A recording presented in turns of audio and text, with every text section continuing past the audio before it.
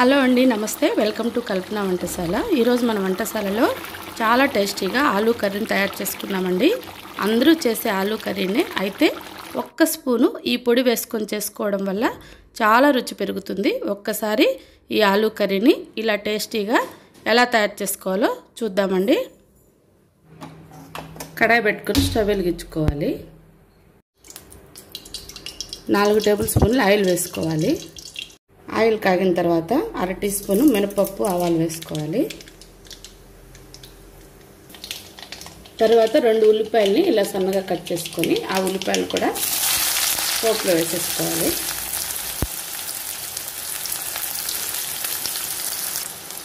కొద్దిగా కరివేపాకు కూడా వేసుకొని ఒకసారి కలుపుకుంటూ లైట్ బ్రౌన్ కలర్ వచ్చేంత వరకు ఈ ఉల్లిపాయలు మనం వేయించుకోవాలి.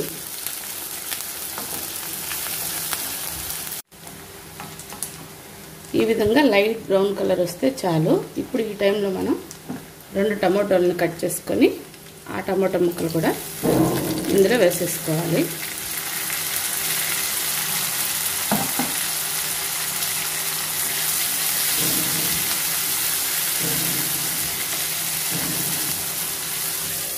మూత పెట్టేసి టమాటో మగ్గినంత వరకు మంటను తగ్గించుకొని ఈ టమాటోలు మెత్తబడే వరకు ఉడికించుకోవాలి. ఒక 2 నిమిషాలు అయితే మనకి సాఫ్ట్ అయిపోతాయి టమాటోస్.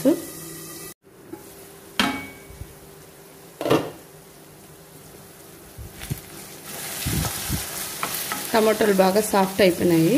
ఈ టైంలో ఉడికించుకొని తొక్క తీసి పెట్టుకున్న ఆలుగడ్డల్ని ఇందులో వేసేసుకోవాలి.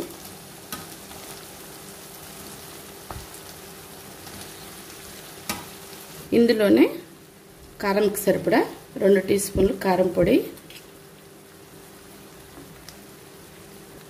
2 టీ స్పూన్లు ధనియాల పొడి,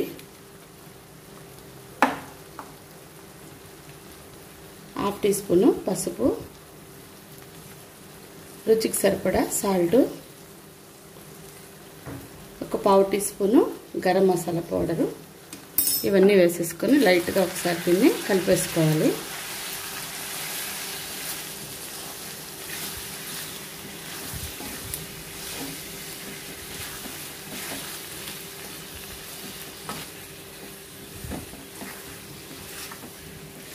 ఈ స్పైసెస్ అంతా ఆలూకి బాగా పట్టాలి. బాగా మిక్స్ చేసుకోవాలి.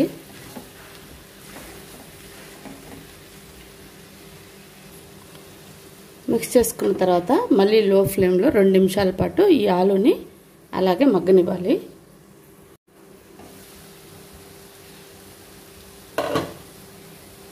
చూసారా, ఇందులో మనం వేసుకున్న ఆయిల్ అంతా పైకి వస్తుంది. ఒక 2 నిమిషాల వరకు ఇలా సిమ్లో పెట్టుకున్న తర్వాత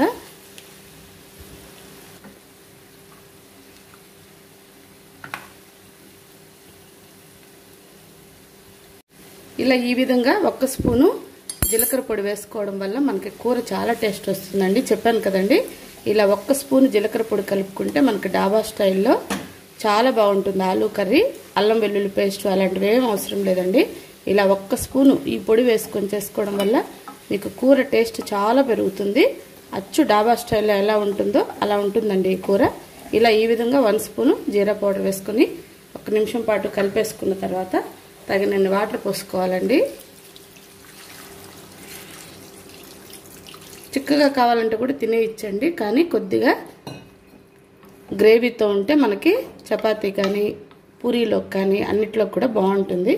మీకు ఎలా కావాలంటే అలా ఈ కూరని మీరు తినొచ్చండి. ఇలా ఈ విధంగా కొద్దిగా వాటర్ పోసేసుకున్న తర్వాత ఒక్కసారి సాల్ట్ చెక్ చేసుకోండి. సరిపోయిందండి. మూత పెట్టేసి మీడియం ఫ్లేమ్లో ఒక 4 నిమిషాల పాటు ఈ మనం వేసుకున్న స్పైసెస్ అంతా ఆలూకు పట్టే విధంగా ఉడికించుకోవాలి.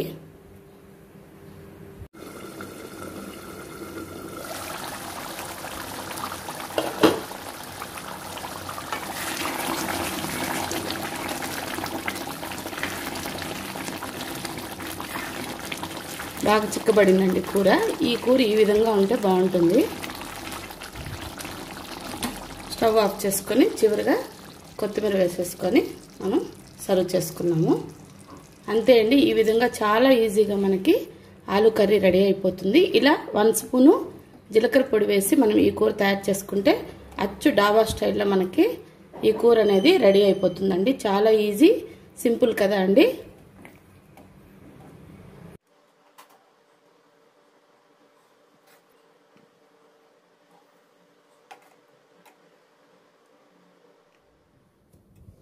ఫైనల్గా ఇలా కొత్తిమీరతో గార్నిష్ చేసుకొని మీకు కావాలనుకున్న పూరీలో కానీ, చపాతీలో కానీ, ఫ్రైడ్ రైస్లోకి సైడ్ డిష్గా కానీ, వేడివేడి అన్నంలోకి కానీ తిని చూడండి. బ్రహ్మాండమైన రుచితో చాలా బాగుంటుంది. ఒకసారి తప్పకుండా ఈ రెసిపీని ట్రై చేయండి. మా రెసిపీ మీకు నచ్చినట్లయితే లైక్ చేయండి, షేర్ చేయండి, తప్పకుండా సబ్స్క్రైబ్ చేసుకొని పక్కనే ఉన్న బెల్ ఐకాన్ని ప్రెస్ చేయండి. అలాగే మీకు తెలిసిన వాళ్ళకి తప్పకుండా మీకు నచ్చినట్లయితే షేర్ చేసి అలాగే వాళ్ళకు కూడా ఇది లింక్ పంపించండి.